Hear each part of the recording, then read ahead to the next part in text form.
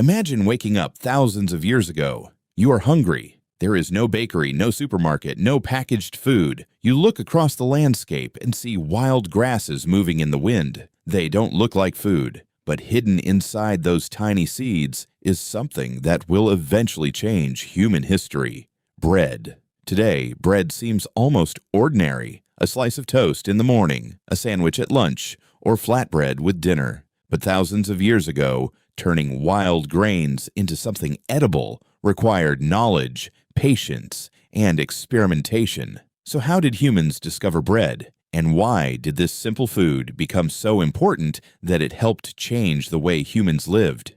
The story begins long before cities, kings, or written history. Early humans gathered whatever food they could find. Fruits, nuts, roots, seeds, and wild plants were all important sources of energy. Among these plants were wild grasses containing tiny grains. These grains were small and hard, but they had one major advantage: they could provide a lot of energy and could be collected and stored. That made them extremely valuable to people living in an unpredictable environment. But eating raw grains wasn't easy.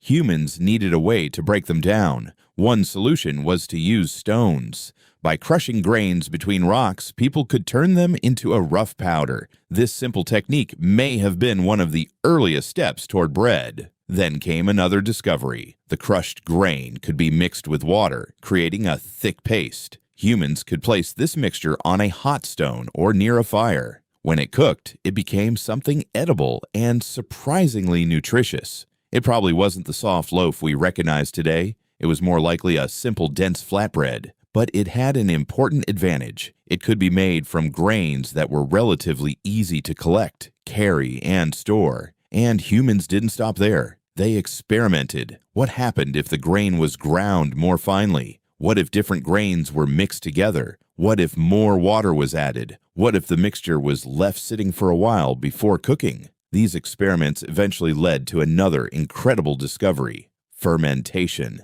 Ancient humans didn't know about yeast or microorganisms. They simply noticed that a mixture left for some time could change. It might develop bubbles, become lighter, and produce a different smell. When cooked, it could create a softer and more flavorful bread. This was the beginning of leavened bread. But bread wasn't important only because it tasted good. One of its greatest advantages was connected to storage. Fresh fruits could spoil quickly. Meat was difficult to preserve. But dry grains could remain useful for much longer if stored properly. Humans could collect grain during a productive season and save it for later. That changed survival. But there was a problem. Wild grains didn't always grow where humans wanted them to grow. People had to travel to find them. Eventually, humans began doing something extraordinary. Instead of simply collecting wild plants, they began deliberately growing them. This was part of the agricultural revolution. Humans planted seeds, protected crops, returned to the same areas, and gradually selected plants with useful characteristics. Some plants produced larger grains. Some were easier to harvest. Others were easier to process. Over many generations, wild plants became domesticated crops, and this changed human society. For most of human history, people had moved around searching for food. Farming encouraged people to stay in one place. If you planted crops, you had to return to them. You had to protect them, harvest them, and store them. Villages became permanent. Populations grew. And eventually, some villages became cities. Bread was now connected to something much bigger than food. It was connected to civilization itself. Grain could become wealth. It could be stored, traded, distributed, and even collected as a form of tax. Large communities needed people who could grow crops, harvest grain, grind it, bake it, transport it, and distribute it. Farmers, millers, bakers, traders, storage workers, administrators. A tiny grain had helped create an entire economic system. One of the clearest examples appeared in ancient Egypt. The Nile River created fertile land where farmers could grow large amounts of wheat and barley. Grain became one of the foundations of Egyptian society, and bread became a major part of everyday life. Ancient Egyptians produced different kinds of bread, using different grains and techniques. Some were simple, while others were more elaborate. Bread could also be connected to religious offerings and burial traditions. But bread wasn't only important to rulers and wealthy people, it was also a major food for ordinary workers. This mattered because large amounts of grain could support large populations, and large populations could build enormous cities, temples, monuments, and organized states. In other words, bread wasn't just following civilization. In some ways, bread was helping civilization grow. As humans traveled and traded, grains and baking techniques spread into new regions. Different cultures developed their own breads based on local ingredients, climate, and traditions. Some created thin flatbreads. Others developed fermented loaves. Some added seeds, herbs, fruits, or other ingredients. Bread began taking hundreds of different forms. But one major technological breakthrough was still waiting. Humans could grow enormous amounts of grain, but processing those grains was difficult. Crushing grain by hand required time and physical effort. Then humans developed increasingly effective grinding technology, the mill, and this simple machine would change how much food humans could produce, how large communities could become, and how deeply bread would become connected to civilization. Because once humans learned how to turn huge amounts of grain into flour, bread was no longer just a survival food. It was becoming an engine of human civilization. The development of the mill changed everything.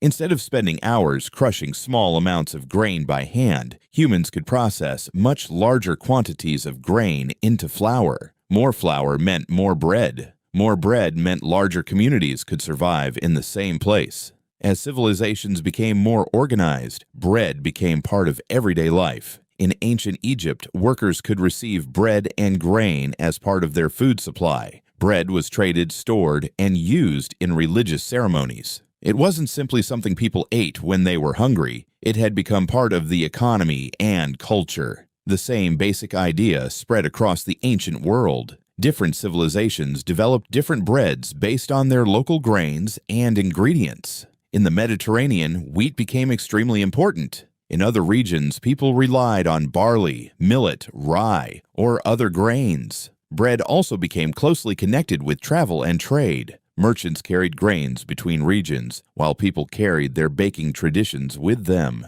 Over time, bread became one of the most recognizable foods on Earth. But the biggest changes were still ahead.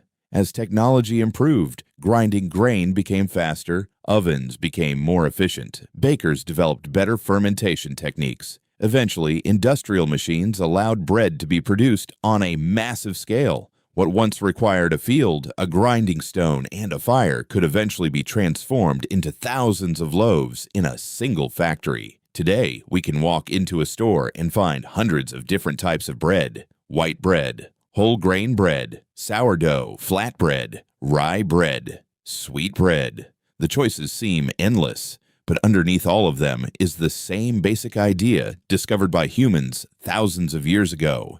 Take grain, add water, use heat, and transform it into something that can feed people.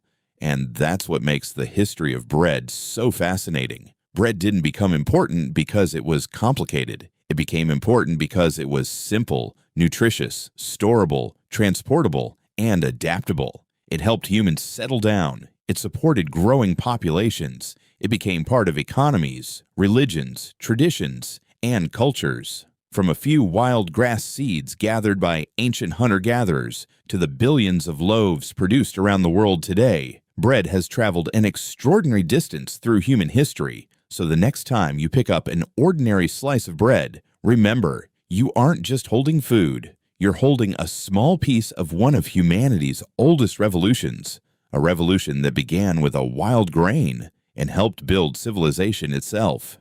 Thanks for watching. If you enjoyed this journey through the history of bread, subscribe for more fascinating stories about ancient humans, food, science, evolution, and civilization. Stay curious and keep asking why.